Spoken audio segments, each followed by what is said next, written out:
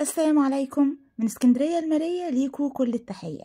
الفيديو بتاعنا النهاردة على كورنيش اسكندرية والتوسعة والتطوير. كورنيش اسكندرية شاهد على حياة مدينة كاملة، مش بس كده، شاهد على ذكرياتنا وحكاياتنا، تمشيتنا مع أصحابنا وأهلنا وحبايبنا. تعالوا كده ناخد جولة بعد التوسعة. طبعا بدأنا من عند هنا الشيراتون، من عند المنتزه، جولة بالأتوبيس السياحي. بوريكم كمان جمال المدينة. في آخر الفيديو في مفاجأة هتشوفوها. الاول تعالوا كده نشوف التوسعة وجمالها، بس انا ليا تحفظ صغير. طبعا عارفين ان الحارات المرورية زادت 5 حارات بعد 3 حارات مرورية. عملنا بنية تحتية كاملة، كهرباء، صرف صحي، كل حاجة خطة صرف مياه امطار، كل حاجة بدأت جديدة. بصوا التوسعة ما شاء الله.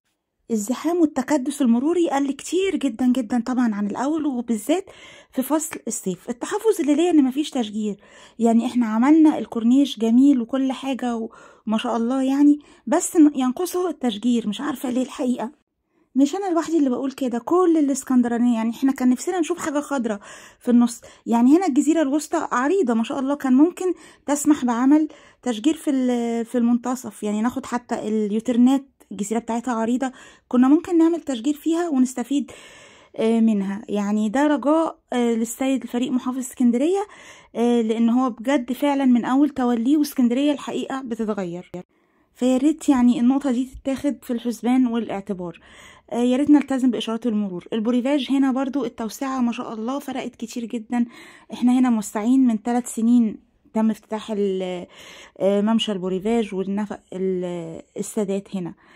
خلاص، عشان هتشوفوا الفرق اخر الفيديو. يعني انا جبت لكم فيديو وثائقي من سنة 21 قبل التوسعة، والحال كان يرثى له حقيقة. احنا اسكندرية بنحبها على طول، وكنا حابينها برضو قبل وحابينها دلوقتي، وهنفضل نحبها لحد اخر يوم في عمرنا، بس عشان تشوفوا الفرق. بجد حاجة فوق الوصف. تمام. وهتشوفوا كمان الزحمة هنا عند البوريفاج. كده احنا كل ده كده خلصنا، مفيش اي حاجة تتعمل في الكورنيش، تم الانتهاء تماما. ميامي هنا كانت مأساة.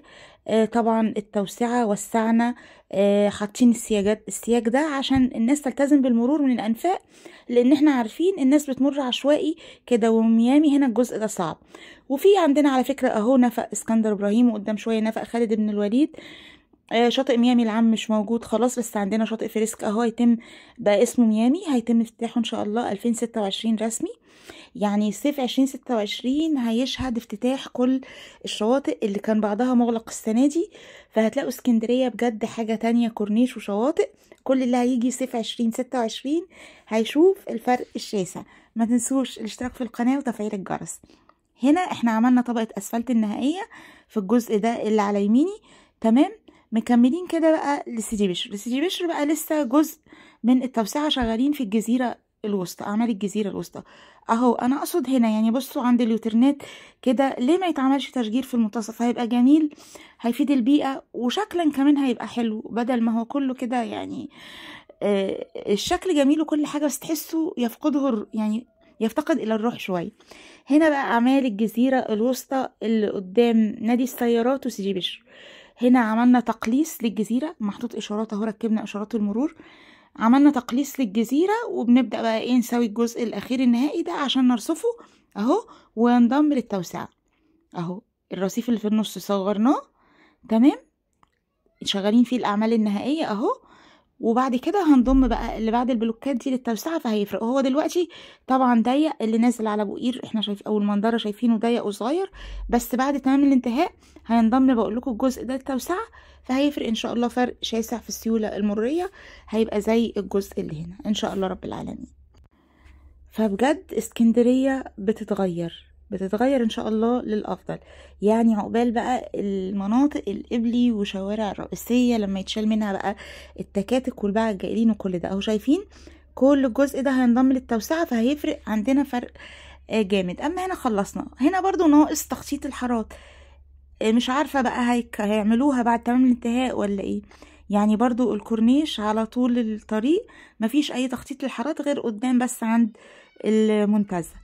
هنا بقى داخلين على اشارة سيدي بشر اللي عانينا منها سنين وسنين الحقيقة، وعطلتنا يعني كتير قوي. متهيألي قضينا نص عمرنا في اشارة سيدي بشر. حرفيا كنا بنقف والله من نص ساعة من اول ميامي لسيدي بشر، نص ساعة حرفيا ماشيين واحدة واحدة بسبب الزحام والاشارة والتكدس وضيق الكورنيش، حاجات كتير بجد. وهنا ركبنا الاشارة اللي عند سيدي بشر واشتغلت خلاص. يبقى احنا شفنا الجزء اللي عند سيدي بشر وهو ده اللي متبقي اعمال الجزيرة الوسطى. برضو الشواطئ اللي هنا لسه ما اشتغلتش زي ما بقول لكم، ابو هيف والفنار هيبقى اسمه فينوس، وشاطئ اسحاق حلمي. ايناس حقي خلاص ما بقاش في ايناس حقي، هينضم لاسحاق حلمي، هيبقوا الاتنين اسمهم شاطئ كبير اسمه اسحاق حلمي. وبعد كده اخيرا شاطئ السرايا. وهنا طبعا زي ما احنا عارفين انتهينا تماما من كوبري محمد نجيب اللي هو كوبري اللواء المحجوب رحمه الله، ده اسم الكوبري رسميا. وعلى يميني طبعا زي ما احنا شايفين كان الرصيف الصغير تم تعديله واتظبط وبقى رصيف عرضه 5 متر للمشاة، لسه شغالين فيه في اعمال الانترلوك. وبعد كده يبقى خلاص خلصنا وانتهينا تماما من الكورنيش من اول المندرة لحد السرايا ان شاء الله رب العالمين. يعني هو خلاص يعني احنا في التاتش الاخير، متبقي حاجات بسيطة جدا واحنا ان شاء الله متابعين معاكم. تعالوا بقى نشوفوا صيف 2021 تحديدا يوليو. ده كان تصويري للكورنيش برضو من الاتوبيس، ولكن بصوا الفرق. يعني بصوا الكورنيش، بصوا 3 حارات مرورية اهو، الكورنيش ضيق، الشاطئ اخد مساحات كبيرة، الاشغالات. دلوقتي احنا بنمشي بالباص بنبقى شايفين البحر، ماشيين على رجلينا من اول المندرة لحد البوريفاش شايفين البحر، لان المحافظ اسكندرية اكد على اهمية رؤية البحر، ممنوع اي حاجة تحجب رؤية البحر. تمام. فالفيديو ده الحقيقة حبيت اجيبه واحطه برضو للتوثيق عشان نشوف الفرق قبل وبعد وتشوفوا كم التغيير، لان في البعض انا مش هقول كل، البعض متضايق من التوسعة، اكلتوا الشواطئ، ضيعتوا جمال الكورنيش، الاول كان احلى. لا بجد دلوقتي انضف اوسع زي ما شفنا كده في اول الفيديو، بجد فرق شاسع. فاحنا بنقول اللي لينا واللي علينا. هنا طبعا احنا كنا في المندرة، لسه هوريكم كمان ميامي وسيدي بشر قبل ما نقفل. بصوا هنا البوريفاج، لا ده سوري العصافرة اهو، شواطئ العصافرة. طبعا انتوا شايفين المنظر عامل ازاي، قمة العشوائية. دلوقتي زي ما احنا شايفين الشواطئ زي ما بقول لكم متاح الرؤية، مفيش اي مباني غير حمامات الشاطئ وغرف تغيير الملابس وكده. فيما عدا ذلك كل ده مفتوح لينا طول ما احنا ماشيين. الفرق واضح جدا. هنا بقى البوريفاج، انتم متخيلين احنا كده قدام البوريفاج يا جماعة. بصوا شاطئ البوريفاج ومحمود سعيد، بصوا الزحمة، وبصوا طبعا البوريفاج دلوقتي اتسع جدا، يعني عربات بتطير دلوقتي. ده شاطئ محمود سعيد، ما كانش اسمه محمود سعيد، كان اسمه كله كان اسمه البوريفاج قبل التطوير. برضو حاجة حلوة ان احنا نشوف قبل وبعد، يعني برضو بتبقى للذكرى، زي ما احنا كده بنقلب ونحب نشوف فيديوهات اسكندرية زمان. فانا جبت لكم زمان مش زمان قوي يعني، زي ما بقول لكم يوليو 2021. ميامي بقى، انتم متخيلين ميامي بصوا كانت عامله ازاي. نادي السيارات، بصوا الزحمه والوقفه، وشواطئ سيدي بشر اللي كانت متدمره تماما خالص. هتقولي كان في شواطئ، ما دلوقتي ان شاء الله هيبقى برضو في شواطئ ان شاء الله رب العالمين. حواجز الامواج اللي بيتعمل بعد مدة هتلاقوه رملة، وهتلاقوا بقى فيه شواطئ رملية برضو في سيدي بشر، بالإضافة ان احنا حمينا الكورنيش. وهنا كده واحنا داخلين على سيدي بشر وإشارة سيدي بشر والزحمة. حرفيا بقولكم كنا بنقف والله نص ساعة من ميامي لسيدي بشر، غير ان الشواطئ هنا كانت متهالكة ومتآكلة وحاجات كتير. وذكريات بقى حديقة سيدي بشر قبل التطوير برضو موثقة. وبكده يكون خلص الفيديو بتاعنا بتاع توسعة الكورنيش. احنا دلوقتي نختمه بقى بشاطئ السرايا. تمام، ادي البوابة، وان شاء الله هيكون معانا شاطئ السرايا صيف 2026 يا اسكندرانية ان شاء الله رب العالمين.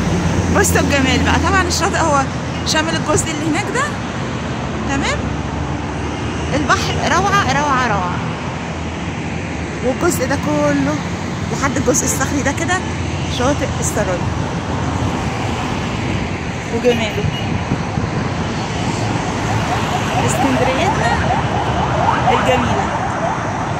واشوفكم على خير ان شاء الله الفيديو الجاي. السلام عليكم، جيجي رضوى.